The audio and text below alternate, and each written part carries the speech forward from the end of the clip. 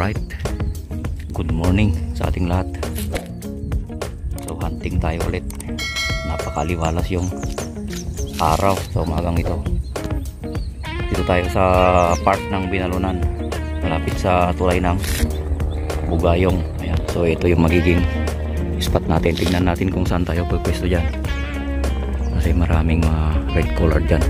May kasama po tayo, Master Hunter,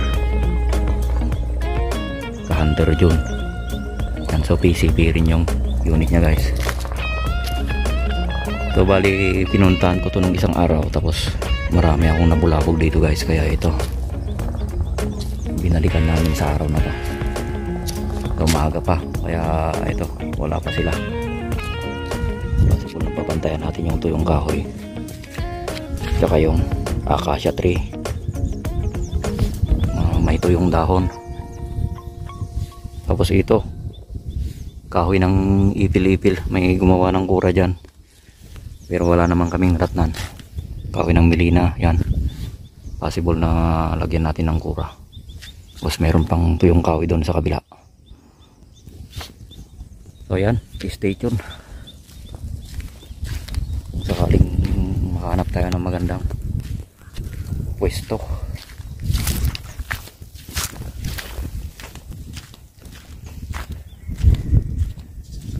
On na kayo, Mike.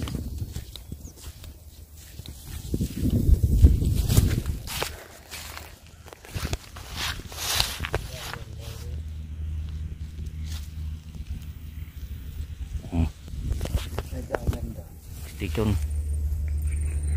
Hanap muna tayo ng magandang pwesto, mamaya ulit.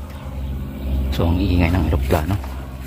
So dito na tayo gagawa ng kura guys. Ito yung magiging spot natin.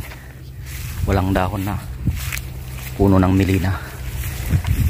So lapitan muna natin guys para tignan natin yung silong niya kung maganda bang lagyan ng kura. Mukhang masukal eh. Ayan. So dito tayo gagawa ng kura natin. Okay, stay tuned. Mabilisan lang tayo. Gawa muna ako ng kura guys. Tama na muna yung ngawa natin o daldal natin. Gawa muna ako ng kura, mamaya ulit.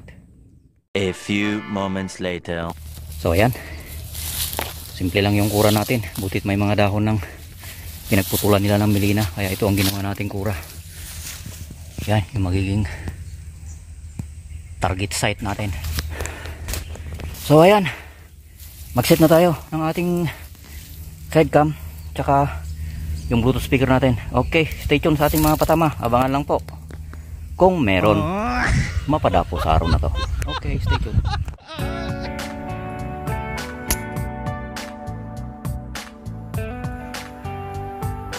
Kuha yung isa.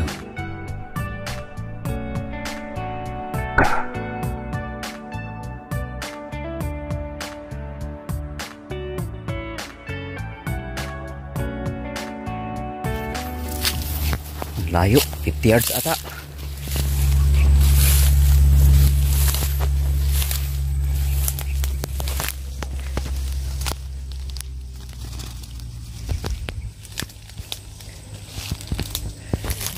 Separadab. So layo yung pwesto natin, doon pa sa kabila. Ayan. So ito pa lang yung unang tira natin.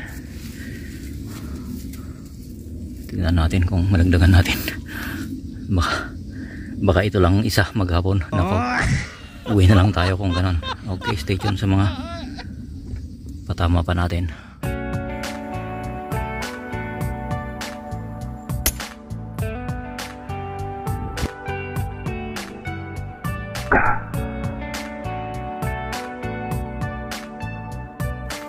Lutin natin yung pangalawa natin.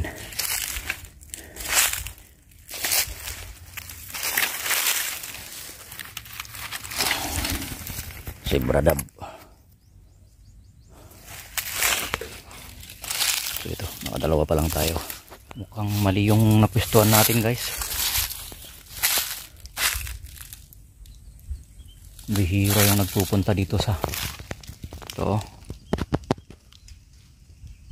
Ito yung milina, dinadaan-daanan lang nila. hanap pa tayo ng mas magandang pwesto guys. Sayang yung pagod natin sa paggawa ng ating kura. So balik muna tayo dito sa ating kura. Maupo pa tayo saglit,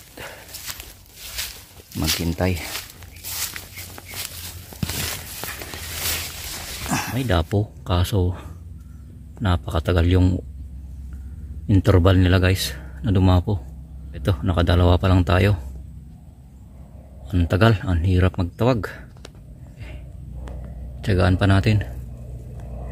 Siguro baka mga bandang alauna hanap tayo ng magandang kura. Bali si Ka-Hunter John nandun sa kabila, dun sa may pinagkarbisan nila ng mais. So mas maganda siguro yung dapo doon, mas marami siguro. So lilipat ulit tayo doon sa mas malapit doon. Hanap tayo mamaya ng magandang pwesto sa tabing ilog. Yun, umalis na ako sa aking kura. Wala doon, madalam yung dapo. So dito ako dumaan sa may ilog, tapos may tinira ako ito.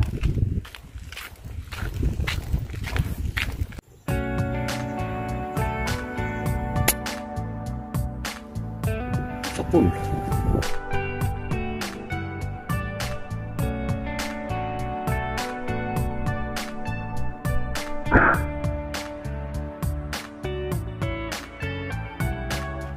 Yards.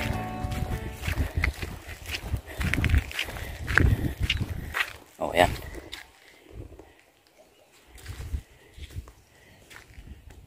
Oh, di ayos. Hindi ko alam kung anong klaseng ibon to guys. Ang dami dito sa ilog. Bali may nakuha na akong ganito. Ang taba guys. Dito sila dumadapo sa may tubig. So yan, maglakad-lakad tayo, hanap tayo ng panibagong kura natin. Sayang yung oras natin sa paggawa ng ating kura doon. Kitang-kita nyo yung milina doon na walang dahon. Akala ko maraming dapo doon. Na-scam tayo. Wala. So punta tayo dyan sa ating pinagparkingan nating motor. Putin muna natin to. Okay, mamaya ulit. Stay tuned kung makahanap tayo ng magandang pwesto.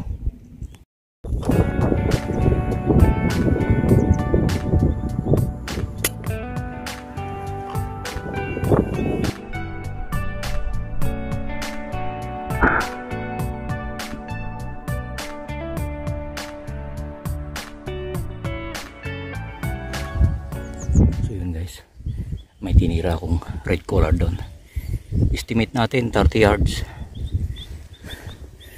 So mas maganda na lang yung ganito guys. Dito tayo sa gilid ng tank.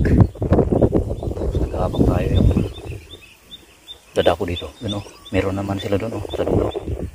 Tara, mamaya ko na pulutin guys yung patama ko. Puntaan ko muna yung nandun sa dulo. Doon, marami sila doon sa dulo. Tara, gapangin natin.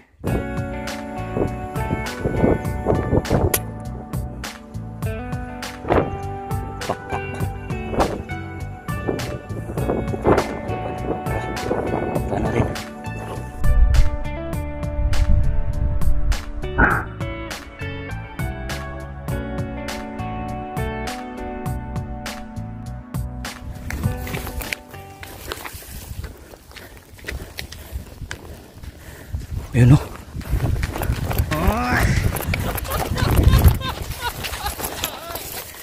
Zebra dab, pang 5.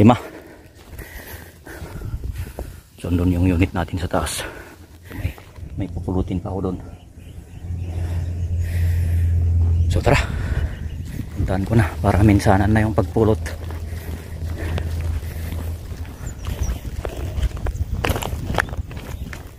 Ito yung pang-apat natin kanina. Red collared. Ayan. Ayos. So ang dami nila sa kabila guys. Kaso pag pumunta ka naman sa kabila, lilipat ulit sa kabila. Tapos nandun sa dulo si Kahander Jun. Layo ko iniwan yung PCP ko doon. Pinod na sa araw. Pagkapangin ko ulit yung mga nandyan. Okay, stay tuned. Mamaya ulit. So ayan, muli nakahanap tayo ng medyo magandang spot kasi dito sila dapuan kanina. Ang dami nila dito guys. Tapos nabulabog ko. May tinamaan tayong dalawa kanina dito. Meanwhile,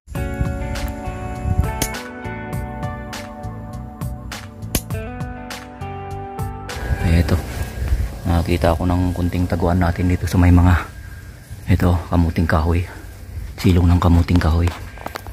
So possible na may dadapo dyan sa may ito yung sanga ng Milina. So di tayo maghintay guys. Ang hirap kasi yung palakad-lakad tayo dyan na sinusundan kung saan sila dadapo. Ang init, hindi natin kaya yung init. Mas maganda yung ganito na lang. Hanap tayo ng kunting taguan. Hopefully nababalik sila dito. Okay, stay tuned.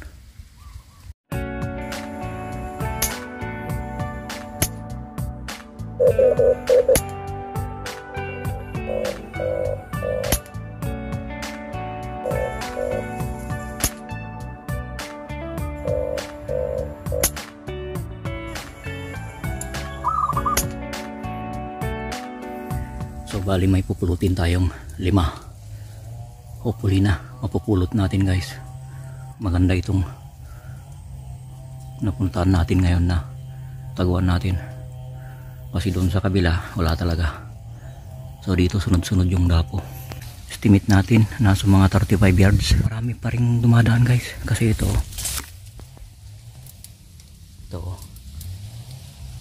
inarbis nila yung mais dito tapos nabungkal yung lupa kaya ito binabalik-balikan nila, lalo na kapag sinabuyan nila ito ng munggo. Talagang hindi nila tatantanan ito guys. So pulutin na natin yung mga tinamaan natin. So ayan, 3 pa lang yung napulot natin. So ayan, 4 lang yung napulot natin. May kon pala guys, may pusa dito. May pusa doon oh. Doon sa may kabilang puno ng Milina. Nako. Kaya pala hindi natin napulot yung 3. Wala na to. Tinakbo ng pusa. Nandun na yung pusa nakatago.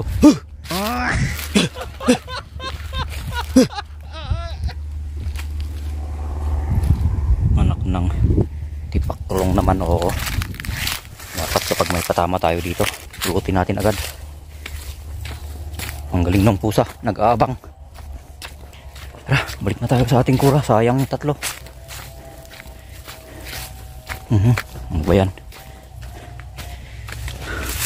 Inunahan tayo ng pusa. Lagay ko muna dito sa ating maliit na bag. Hindi ko alam kung nakailan na tayo. Ayan yung nakuha natin. Hindi ko na tinanggalan ng balahibo. Saka na lang. Ayos. Tingnan ko ngayong hangin ko.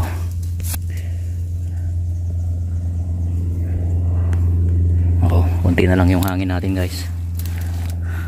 So baka nasa mga 7 shots na lang siguro yung natirang hangin natin. So yun, mag last hour tayo. 7 shot natin. Pagdating ng 7 shot uwi na tayo. Hindi ko pa nabilang kung nakailan na yung mga tinamaan natin. Okay, so abang-abang pa tayo. Stay tuned. Maaga pa naman. Alas 2 pa. Alas 2:30.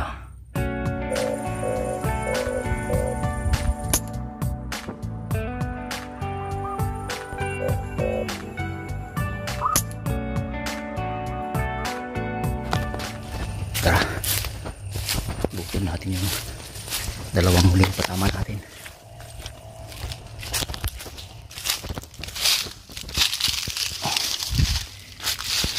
Isa red collared. Pulot natin itong huling dalawang patama natin. So, ang dami nating supply at ang dami din nating ginapulot. Tapos meron pa yung pusa. Butit nung binulabog ko kanina, tumakbo siya. Pag nainis ako, ikaw yung titirahin ko. Buong pusa.